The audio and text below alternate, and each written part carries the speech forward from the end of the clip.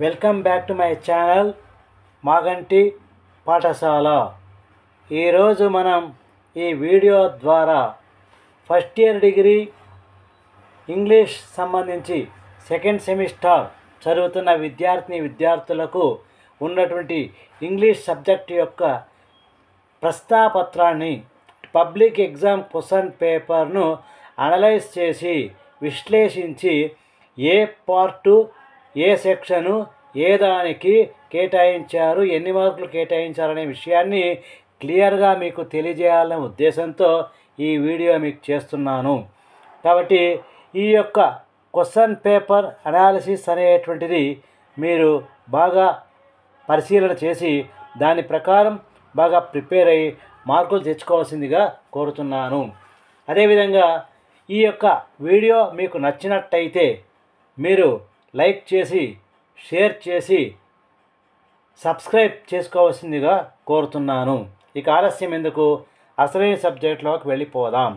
ఇప్పుడు మనము మన first year degree second semester యొక్క ఇంగ్లీష్ పేపర్ను గమనించినట్టయితే ఇది గత సంవత్సరంలో నిర్వహించినటువంటి ప్రశ్నాపత్రం. ఇదే మాదిరిలో ఈసారి కూడా ఎగ్జామ్ నిర్వహించడం జరుగుతుంది. ఇంగ్లీష్ పేపర్ అనేది common paper. It is common to all the students those who are going to appear for the first year second semester examinations which commences in the month of April ending. అంటే April చివరిలో ప్రారంభమయ్యేటువంటి first year degree ఎగ్జామినేషన్స్లో English paper అనేటువంటిది జరుగుతుంది. ఆ English paper ఎలా ఉంటుందనే విషయాన్ని ఇప్పుడు మీకు తెలియజేస్తున్నాను. ఈ ఇంగ్లీష్ పేపరు మార్కులు 70 మార్క్స్, టైము 3 అవర్స్. ఇందులో రకరకాల సెక్షన్స్ అనేటువంటిది అనేక రకాల సెక్షన్స్ ఉన్నాయి. మొట్టమొదటిగా గమనిస్తే సెక్షన్ ఏ. అంటే ఈ సెక్షన్ ఏలో ఇచ్చేటువంటి ప్రశ్నలన్నీ కూడా కేవలం పోయిటరీకి సంబంధించినటువంటి పోయిటరీ విభాగానికి సంబంధించిన ప్రశ్నలు. ఇందులో 5 ప్రశ్నలు అనేటువంటి ఇవ్వడం జరుగుతుంది. ఇందులో ఏవైనా 3 మీరు సెలెక్ట్ చేసుకొని సమాధానం రాయాల్సి ఉంటుంది. ఆ విధంగా గమనించినట్టయితే ఇప్పుడు ఫస్ట్ సెక్షన్ ఏలో పోయట్రీలో 5 క్వశ్చన్లు ఉన్నాయి. అందులో మనం 3 మాత్రమే రాయాలి. ఒక్కొక్క దానికి 5 మార్కులు, మొత్తం 15 మార్కులు ఉంటాయి. ఇందులో ఉన్నటువంటి ప్రశ్నలు గమనిస్తే first, Ulysses is not happy to perform his duties as a king. Why? ఇది యులసిస్ అనేటువంటి ఫస్ట్ పోయంలో ఉన్నటువంటి lesson. Next, explore the significance of the Dublin as seated in Ulysses. అంటే యులసిస్లో ఉండేటువంటి దాంట్లో సిటీ ఆఫ్ డబ్లిన్ గురించి అక్కడ వివరించడం జరిగింది. దాన్ని ఇక్కడ ఆన్సర్ రాయాలి. Third, does the horse in the poem suggest anything about the speaker, what and how. అంటే మనకు స్టాపింగ్ బై వుడ్స్ అనేటువంటి లెసన్ ఉంది, పోయం రాబర్ట్ ఫ్రాస్ట్ది. ఆ లెసన్లో ఈ క్వశ్చన్ ఇచ్చాడు. ఇది ముఖ్యమైనటువంటి ఇంపార్టెంట్ క్వశ్చన్. ఇక ఫోర్త్ వస్తే, what function does repetition in the last 2 lines of the poem serve. పోయంలో అంటే స్టాపింగ్ బై వుడ్స్ అనేటువంటి లెసన్కి సంబంధించి పోయం గమనిస్తే లాస్ట్ 2 లైన్స్ ఏం చెప్పింది, ఏ మెసేజ్ ఇచ్చింది, దాని యొక్క ప్రాధాన్యత ఏమి అనేటువంటిది ఇక్కడ వివరించాలి. దానికి సమాధానం రాయాల్సి ఉంటుంది. Next, explain the theme of the poem night of the scorpion. Nissim Ezekiel రాసినటువంటి నైట్ ఆఫ్ ద స్కార్పియన్ అనే పోయం యొక్క సారాంశాన్ని, దాని యొక్క ఉద్దేశాన్ని ఇక్కడ రాయాలి. ఇది వెరీ వెరీ ఇంపార్టెంట్ క్వశ్చన్స్. దీంట్లో Ulysses, stopping by woods, night of scorpion 3 lessons ఇందులో ఇవ్వడం జరిగింది. మీరందరూ దీన్ని ఖచ్చితంగా ప్రిపేర్ కావాల్సి ఉంటుంది. ఇక సెక్షన్ బి. సెక్షన్ బి అనేటువంటిది ప్రోజ్ లెసన్ సంబంధించి. ఇందులో మనకు 4 క్వశ్చన్లు ఇవ్వడం జరిగింది. ఆ 4 ఏవైనా 2 మాత్రం సెలెక్ట్ చేసుకుని రాసినట్టయితే ఒక్కొక్క దానికి 5 మార్కుల చొప్పున 10 మార్కులు అనేటువంటిది కేటాయించారు. 6th question, why does the author say that it was the best investment he had ever made. మనకు ఏజే క్రూనిన్ రాసినటువంటి లెసన్ ఉంది, the best investment I ever made. ఆ లెసన్లోది ఇవి ఇచ్చారు. ఆథర్ ఎందుకు అలా భావించాడు, ఎందుకు అనేటువంటిది ఇక్కడ క్వశ్చన్, ఎందుకు అలా చెప్పాడు అని. Next, why was the narrator not interested in the man who was watching him. ఇది కూడా అక్కడ ఉన్నటువంటి ఏజే క్రోన్ రాసినటువంటి the best investment I ever made అనే లెసన్లోకి సంబంధించినది. అంటే ఆథరు నేరేటర్ ఇద్దరు ఒకడే. ఆథర్ ప్రయాణం చేస్తున్నప్పుడు ఇద్దరు వ్యక్తులు ఇతను అబ్జర్వ్ చేస్తున్నారనే విషయాన్ని మనకు లెసన్లో మొదట్లో వస్తుంది. ఆ లెసన్ సంబంధించి ఆ మ్యాటర్ సంబంధించి ఇక్కడ ప్రశ్న ఇచ్చారు. Next, describe Deoli station your own words. మనకు Deoli the night train at Deoli అనేది ఒక లెసన్ ఉంది, రస్కిన్ బాండ్. ఆ లెసన్లో డియోలి స్టేషన్ అనేది ఉంది. ఆ డియోలి స్టేషన్ గురించి ఇక్కడ మీకు ఓన్గా రాయమని చెప్పి ఇచ్చారు. Next, discuss appropriates title the night train at Deoli. అంటే ఈ లెసన్లో 2 క్వశ్చన్లు ఇచ్చాడు. నైట్ ట్రైన్ అట్ డియోలి అనేటువంటి లెసన్ యొక్క టైటిల్ ఎంతవరకు ఉపయోగపడిందనే విషయాన్ని ఇక్కడ వివరించడం జరిగింది. సో డియోలి లెసన్లో 2 క్వశ్చన్లు ఇచ్చారు. The best investment I ever made అనే దాంట్లో 2 క్వశ్చన్లు ఇవ్వడం జరిగింది. ఇందులో ఏవైనా 2 క్వశ్చన్లలో మనము సెలెక్ట్ చేసుకుని రాసినట్టయితే మంచి మార్క్ రావడానికి అవకాశం ఉంది. ఇక సెక్షన్ 3 ఇది నాన్ డీటెయిల్ సంబంధించింది. ఇక్కడ మనకు నాన్ డీటెయిల్ క్వశ్చన్స్లో 5 ఉంటాయి. అందులో మనము 4 క్వశ్చన్లు ఇచ్చాడు. అందులో మనం 3 క్వశ్చన్స్ మాత్రము సెలెక్ట్ చేసుకుని రాయాల్సి ఉంటుంది. ఈ 5 క్వశ్చన్లలో ఎనీ 3 ఒక్కొక్క దానికి 5 మార్క్స్ చొప్పున 15 మార్క్స్ అనేది కేటాయించారు. First question, what views did Abrar Mohsin express on wars. సెకండ్ది, describe the way several showed their gratitude towards Florence Nightingale. Next, third, how did Florence Nightingale overcome various odds she faced and win the hearts of the sick soldiers? Third, describe the briefly setting of an astrologer's day. Last question, write an essay on the encounter between the astrologer and the stranger.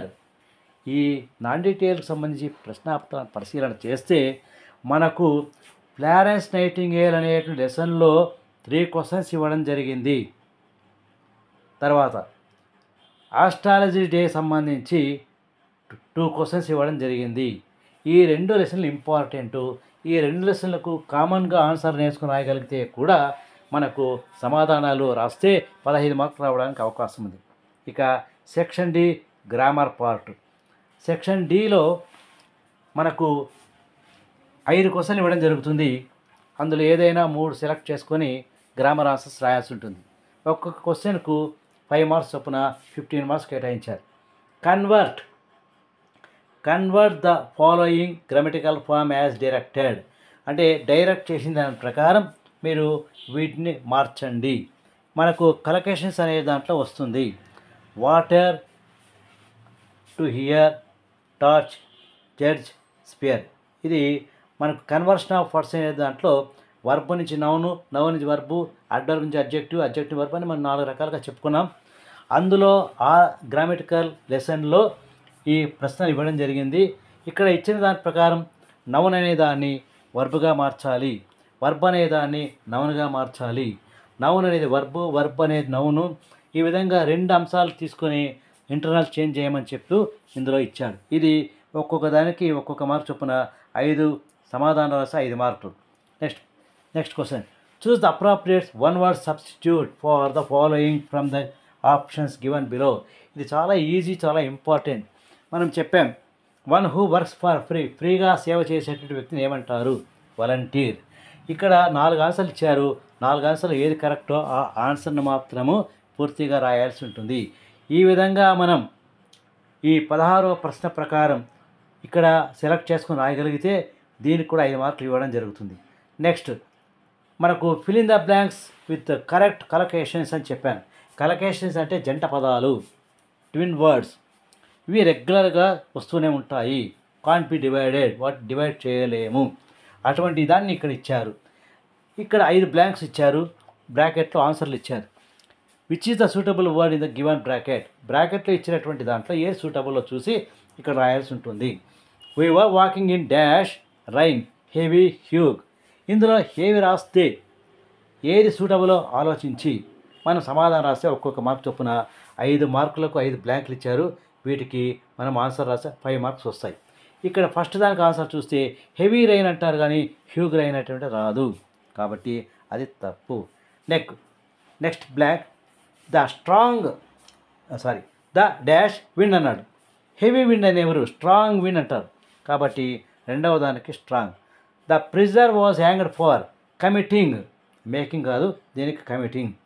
Next fourth, I request you not to dash refuse రెఫ్యూగీ.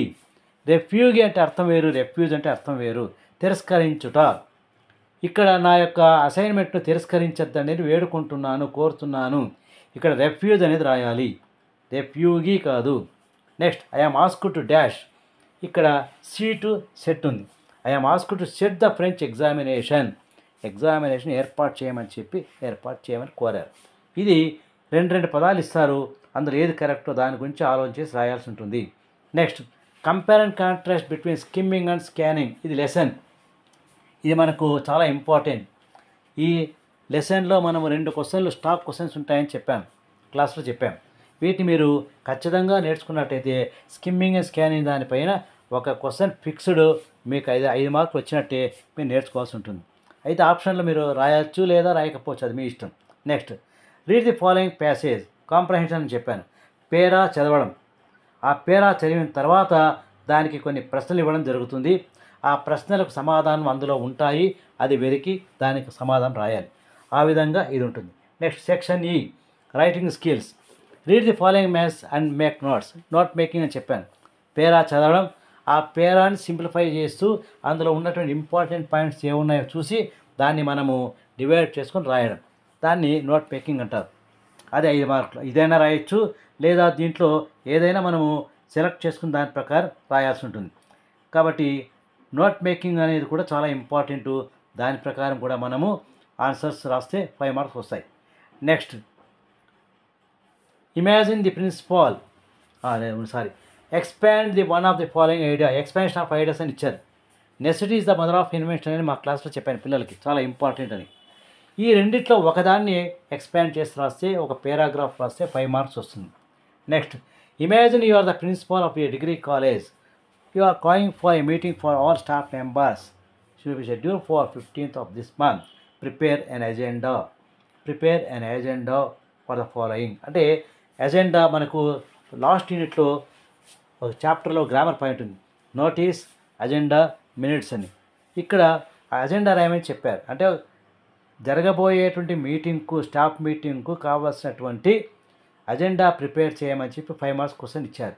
ఏమేమి discuss చేయాలో points, ఏదాన్ని మనం plan ప్రకారం discuss చేయాలో ఆ points రాస్తే అది ఇక్కడ agenda అనేది అవుతుంది, ఆన్సర్ సరిపోతుంది. Next, prepare A resume for the post of accountant. ఇది సివి అనమాట, కరికులం వెయిటర్. అకౌంటెంట్ పోస్ట్కు మీరు అప్లై చేస్తూ మీ యొక్క క్వాలిఫికేషన్స్, మీ అడ్రస్, మీ డీటెయిల్స్ ఇస్తూ మెన్షన్ చేస్తూ రాయడం అనేటువంటి జరిగితే అది కరికులం వెయిట్ అవుతుంది. ఇది 5 marks. So last, one of your friends has been selected for job in and MNC. Email congratulating. అంటే నీ యొక్క ఫ్రెండ్ ఎవరో ఒక వ్యక్తి ఎంఎన్సి కంపెనీలో జాబ్లో చేరాడు, ఉద్యోగం వచ్చి చేరాడు. ఆయన కంగ్రాచులేషన్ చేస్తూ ఒక ఈమెయిల్ రాయండి అని చెప్పి ఇచ్చారు. అంటే ఈమెయిల్ కరస్పాండెన్స్ అనేది ఒక యూనిట్ ఉంది. ఈ ఈమెయిల్ కరస్పాండెన్స్ కానీ, లేదా అజెండా క్వశ్చన్ కానీ, లేదా ప్రావర్బ్ కానీ, లేదా read the following passage, note making, ఈ 4గిట్లో మీరు ఏవైనా సరే సెలెక్ట్ చేసుకుని మూడు ప్రశ్నలు సమాధానం రాస్తే 15 మార్కులు ఉంటుంది. ఈ విధంగా మొత్తం క్వశ్చన్ పేపర్ అంతా కూడా నిదానంగా పరిశీలన చేసి దాన్ని ప్రాక్టీస్ చేసి మీరు బాగా చదివి బాగా రాసినట్టయితే మంచి మార్కులు రావడానికి అవకాశం ఉందని తెలియజేస్తూ, thank you for watching my YouTube channel. Thank you.